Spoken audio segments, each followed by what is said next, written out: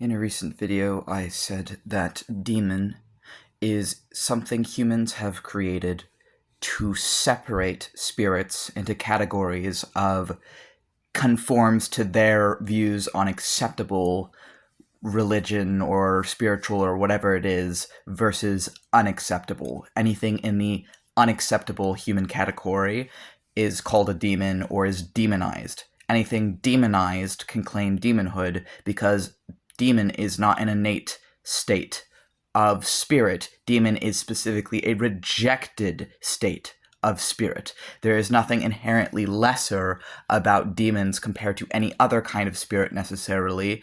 There's not even necessarily a division between them and any other kind of spirit necessarily.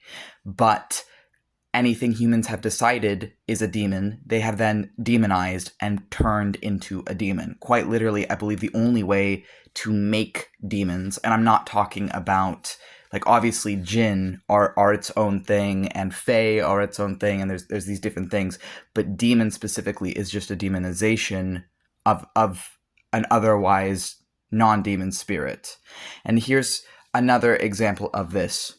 Many of the demons listed in one of the most famous demonic texts, I would say, in the modern day, the Lesser Key of Solomon, a lot of the demons listed in there are actually gods, were ancient gods. Many of them were Baal and other gods that were divided up and then demonized. These different ancient gods, these Phoenician gods, Egyptian gods. I'm just using examples. I don't know if that ties into there. I know there's Canaanite gods, though. And they take these different ancient gods and then they demonize them. They turn them into demons so that a part of them is retained and remained into the future generations, even if it's unrecognizable from what it used to be.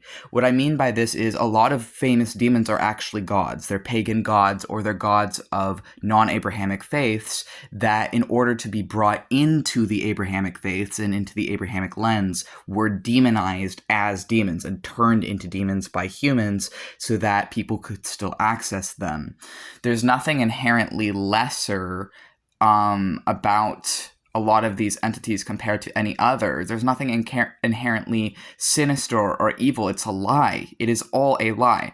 And that isn't to say that they can't be that way. I know firsthand and personally that they absolutely can be abusive or destructive or whatever else, but they're not evil.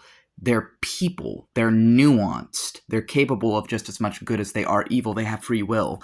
And it entirely depends on who they're with, how they act. I've noticed that people who are on the left-hand path, who are lacking in balance and lacking in, or learning self-control, different things, some of the infernals may take on a very persecutory role to certain students. And it isn't even necessarily like as a test or whatever else.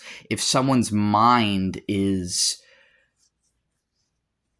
I don't want to make assumptions, but I know personally that I was put through hell by some of these entities, but even still, I think in my case it was actually kind of a part of the process, and the pieces of it that weren't were confused over with so many other things that in retrospect I forgive them. And I understand people who don't, I understand people who feel differently about that, but I don't see them as lesser or evil or anything else. I think they serve a very specific function, and I think they are the gods that have been forsaken by humanity, or the spirits that have been ignored and denied by humanity. And I myself would consider myself both an angel and a demon. And there are, for example, King Belial. Belial meant worthlessness or without. It's King Belial is sort of an insult of a name for him. King Belial, it's like king of worthlessness, or king of lies, they call him. But he reclaimed it. He owns it. He owns his name, and he made it his own. And he is now one of the most worthful, I don't know if that's a word, but he has so much worth, and actually is one of the most popular, I would say, goetic demons. Well, I don't know that, but I would assume. And he still has a very significant place in demonology and in modern witchcraft and occultism and in these different spheres, he has remained relevant. And even though him and many of the other demons are actually demonizations of Baal, and Baal himself is actually a demon now, or demonization, but Baal was a Canaanite god. Baal was a Canaanite god who became King Belial and Baal and Beelzebub and these other people, because that way they could remain in human consciousness. But since they're rejected, and since the Canaanites were genocided, then the god Baal has become rejected as well, and has been associated with all this nonsense, when really they're still a god. They're still a god, and they're still a god of all the things they were a god of before, but now they've just changed in how that part of the universe and consciousness interacts with people. And I would say that King Belial is one of the key keepers or gatekeepers to the spiritual realms. They were not who I went through for that. They were not who I went through to open the doors to both the underworld and overworld. I went through a personal spirit, my brother Zam, or my spiritual brother Zam. But they are a key keeper for that. Baphomet is also a key keeper for that. Samael is also a key keeper for that. There's different people you can go through to unlock your mind to what is beyond. But Belial is one of the most iconic, I would say, demons, and that has stayed relevant. And they, among others, were gods that were turned into demons by people. And they're still gods. They're still gods. And anything that has been demonized by humanity, I truly believe, can claim demonhood, because I believe all demon really is, at a core level, is something humans reject.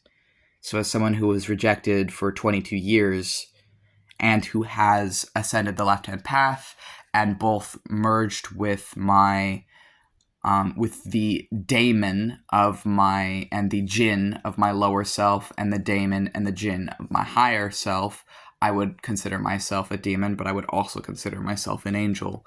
And I think that demons are absolutely real, but they are also made by people. So it can be both. They can be invented and constructed by people, and also absolutely real. Humans made demons to scare, belittle, and tarnish gods and other people as well. A lot of things come from demonizing and hurting things that people rejected, especially things that the Christian church rejected. And people who were killed off or whatever else by Abrahamic faiths, their gods are still with us, but they've become demons.